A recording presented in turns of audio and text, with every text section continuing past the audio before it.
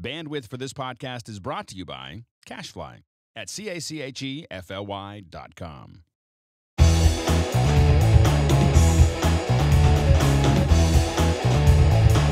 Hi, everyone. Welcome back to Mac Break Studio. And I am back with Mark. Hey, how you doing? I'm doing great. It's good to be here. It's good to be here checking stuff out. And this doesn't look like Motion at all. No? You know, I'm telling you, this is a whole it's new the new interface. Motion. It's 4.1. Wow, it looks a lot more 3D than I expected. Yeah. So this is Cinema 4D. This is Cinema 4D, and the reason we're in Cinema 4D is that the latest release, version 11.5, now fully supports exporting data for motion. Really? Yeah. Well, and that's a huge thing, because a lot of times you end up with stuff that obviously you don't want to do in motion. You don't want to try to make it all 3D in motion. It's just not built for that. But you do want to make sure that the 2D elements that you have really integrate, right? Yep. Not only they integrate, it makes it easier to swap those 2D elements out in motion, right, and you don't have to go re-render a big 3D project. Exactly. So I thought I'd show a little bit about the basic workflow, because this is very exciting for folks that want to integrate more 3D into their motion project workflow. And by the way, Cinema 4D is the best application for doing broadcast graphics. Like if this is for this kind of animation, it's just really built for it. And this integration between Motion and After Effects and everything else is just really something that they focused a lot on. Yes, yes. And you mentioned After Effects. This is something that's been there for After Effects a while now. It's finally to Motion. Very, very, very happy about that. Awesome. So this is a simple 3D project, and I can actually play it in Cinema 4D. Right. And it's utilizing a little bit of the new MoDynamics part of 11.5, which allows objects to interact with each other. And I just have an animated video screen, and I'm going to want something to appear on that video screen. And all you need to do in Cinema 4D is do what you normally do to build a project, and you just need to apply the compositing tags to the appropriate layer. So I have this screen here, and I've got both a compositing tag and an external compositing tag. So now, what does the compositing tag do versus the external compositing tag? Sure. So the compositing tag is going to help us with basically an alpha channel, because the screen, there's things in front of the screen animates on. Right. So we're going to want to, that video is going to want to be masked. Right. And that's going to help. That's what we're going to have what's called an object buffer assigned based on this compositing tag. There we see object buffer 1.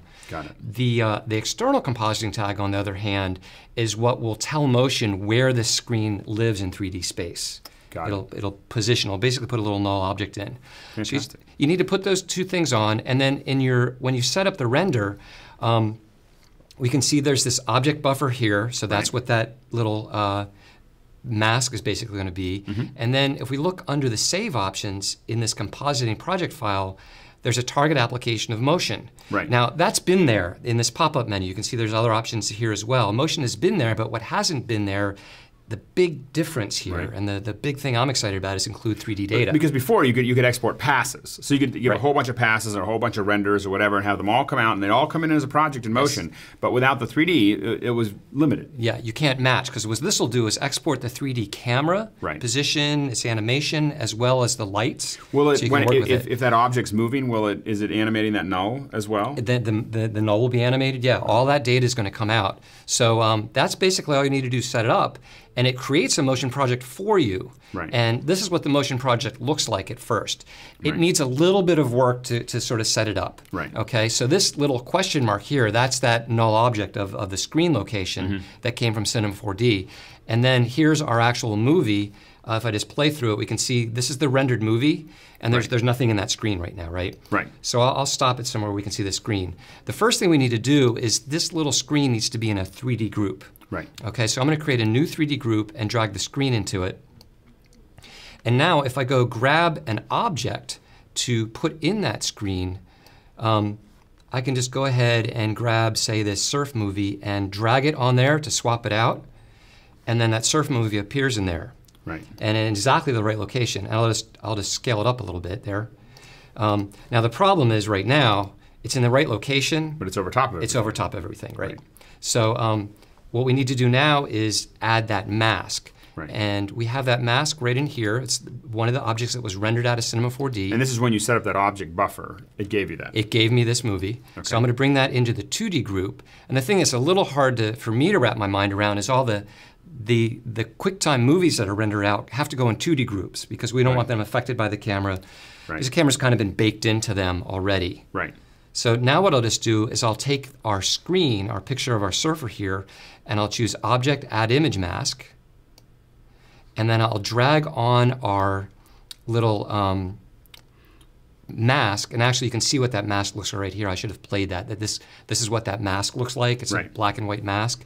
So then I need to, in the heads-up display, set that image mask, rather than alpha, to luma. Right. So it's using the brightness levels to determine so whatever's what white it's going to let through, whatever's black it's going to matte out. Matte out, yeah. So now that video screen shows up perfectly within a 3D project. That's very fantastic. Simple 3D project, but what's cool about this is now if I want to change the video that shows up in there, it's just a matter of dragging another video on top, and it's done. And especially if you're doing something like this weekend or whatever, you know, that's a perfect example of you're going to do like 50 of these, right? You know, and you want to run them all through, and you don't want to sit there and rendering them all out one at a time out of Cinema would be all weekend. Right. This is going to be, you know, the afternoon or less. Yeah, minutes for each one versus hours for the render. It makes it very easy to swap it out.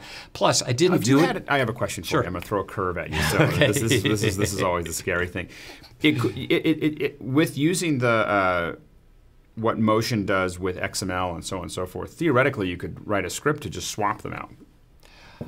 Possibly. Possibly you could do that.